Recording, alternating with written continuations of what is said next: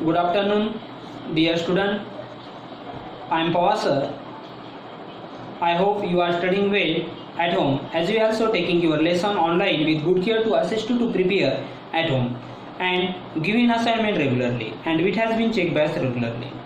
Today, I would like to request your parents to cooperate with the management and pay the fees so that we can get our salary. Please cooperate. Today, we are going to learn history standard 9 lesson number 4, and lesson name is economic development. Yesterday and yesterday before few videos completed. Today new point start. Today's point name is world trade organisation.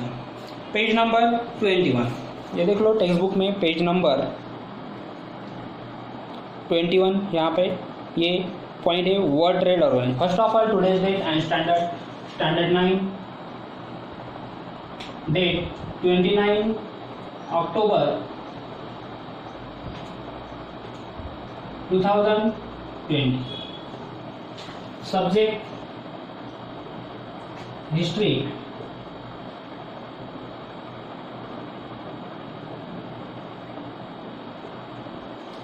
And fourth lesson name is economic development.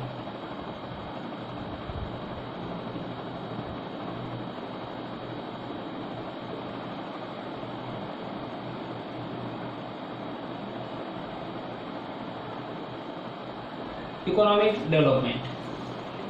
Today's point name is World Trade Organization.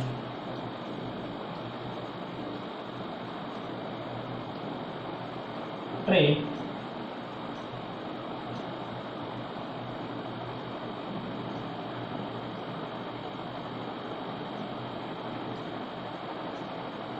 Organization.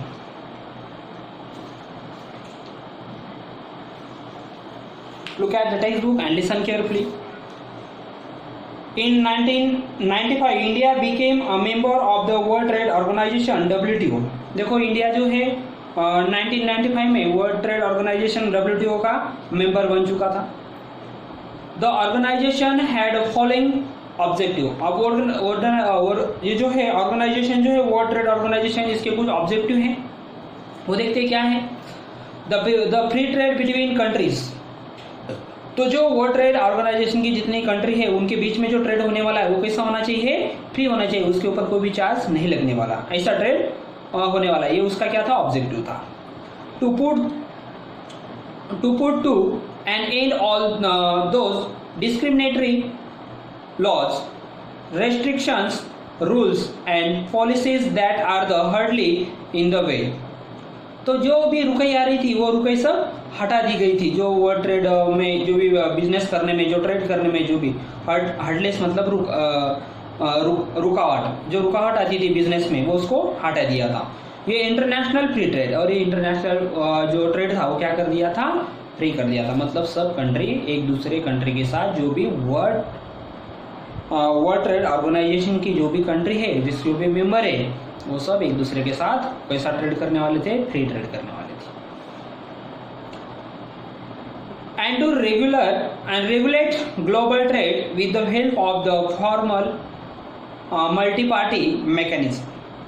तो ये regular global कैसा होना चाहिए, ये regular होने वाला था. जो ट्रेड होने वाला था वो कैसा होने वाला था, रेगुलर होने वाला था. Next paragraph. General agreement to the tariffs and trade GATT. अब इसके साथ भी उन्होंने एक एग्रीमेंट कर दिया था. Existed at this international level before the world trade organization came into the being. It regulate commerce, और रेगुलेट भी कॉमर्स का भी रेगुलेट कर दिया था, जैसे वर्ल्ड ट्रेड के साथ रेगुलेट किया था वैसे. In India there were oppose, और इंडिया के कुछ लोगों ने क्या किया था, इसको अपोज किया था, विरोध किया था कि ऐसा मत करो, उसके साथ मेंबरशिप मत करो, ऐसा ट्रेड मत करो. एक्सट्रीम व्यू, उनके कुछ व्यू बता रहे थे, उनके कुछ ओपिनियन बता रहे थे about the world trade organization. ये वर्ल्ड ट्रेड के साथ ऐसा मेंबरशिप नहीं बनना है, ऐसा में बिजनेस नहीं करना है, ऐसा वो बोल रहे थे कोई लोग. At Indian decide to take it a membership, मगर इंडिया ने क्या किया था, उसके साथ मेंबरशिप करने का डिसाइड कर लिया था.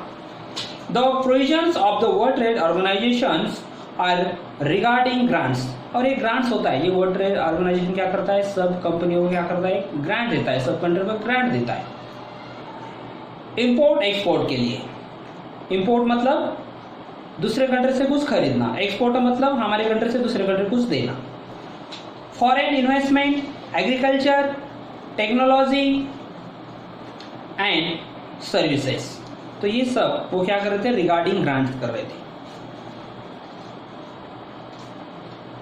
उसके अलावा और क्या देखते हैं, the sector of electricity, water, transportation, education help rapidly और commercialise since India became members of a world trade organisation. और इंडिया इसका अगर बनता है मेंबर्स तो ये सब फैसिलिटी उसको मिलने वाली थी, इसलिए इंडिया उसका मेंबर्स बन चुका था। As per the various reports of the World Trade Organization, India has made a considerable improvements in different areas like reduction in the below poverty line (BPL), population declines in infant mortality, availability of facilities regarding drinking water and wastage water management। तो इसमें देखो क्या क्या होने वाला था, poverty कम होने वाली थी, एजुकेशन फील्ड में आगे बढ़ने वाले थे, इम्प्रूवमेंट होने वाला था, हाँ, और बीपीएल जो भी थे पॉवर्टी उसको ऊपर लाने की कोशिश ये वर्ल्ड ट्रेड के थ्रू करने वाले थे। India sign the South Asian preferential trade agreement, India ने और इसके अलावा साइन किया था Asian SAPTA SAPTA. Along lines of the World Trade Organization, India removed the import restrictions on several commodities, और बहुत सारे ऐसे कम्युनिटी के ऊपर उन्होंने क्या कर दिया था, रिमूव कर दिए थे और साथ के साथ countries. India also give discounts on import duties, और इंडिया को कुछ डिस्काउंट चाहिए थे इम्पोर्ट ड्यूटी के लिए। India open of the insurance sector, और इंश्योरेंस सेक्टर को इंडिया ने क्या कर दिया था, ओपन भी कर दिया था। To private and foreign investment, और प्राइवेट को भी ओपन कर दिया था और फॉरेन को भी इन्वेस्टमेंट करने के लिए ओपन कर दिया था।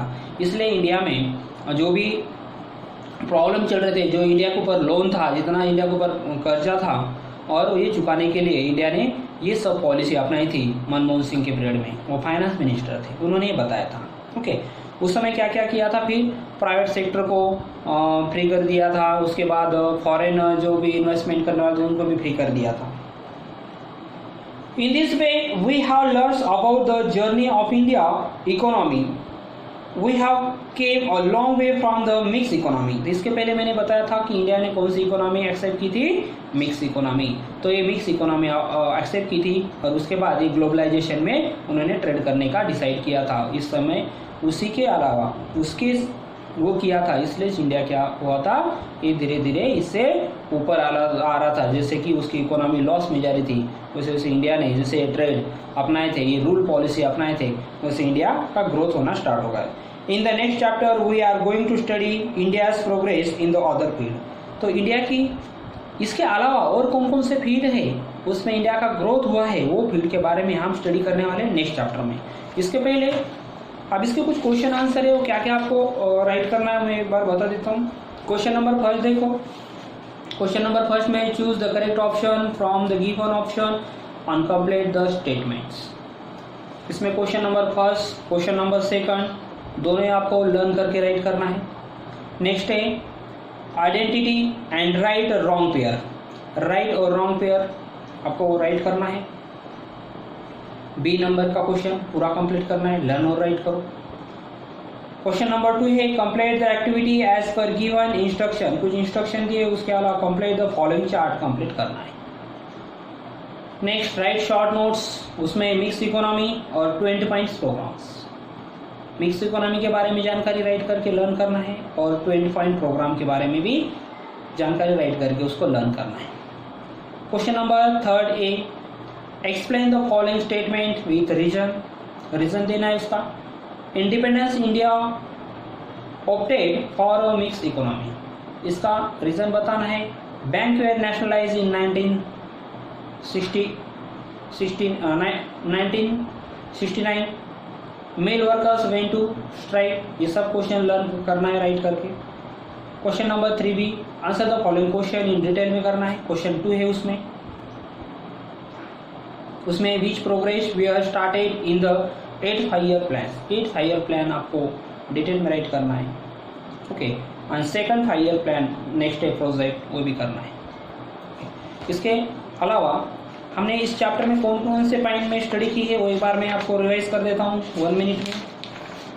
फर्स्ट पॉइंट था हमारा मिक्स इकोनॉमी, वो हमने लर्न किया पूरा।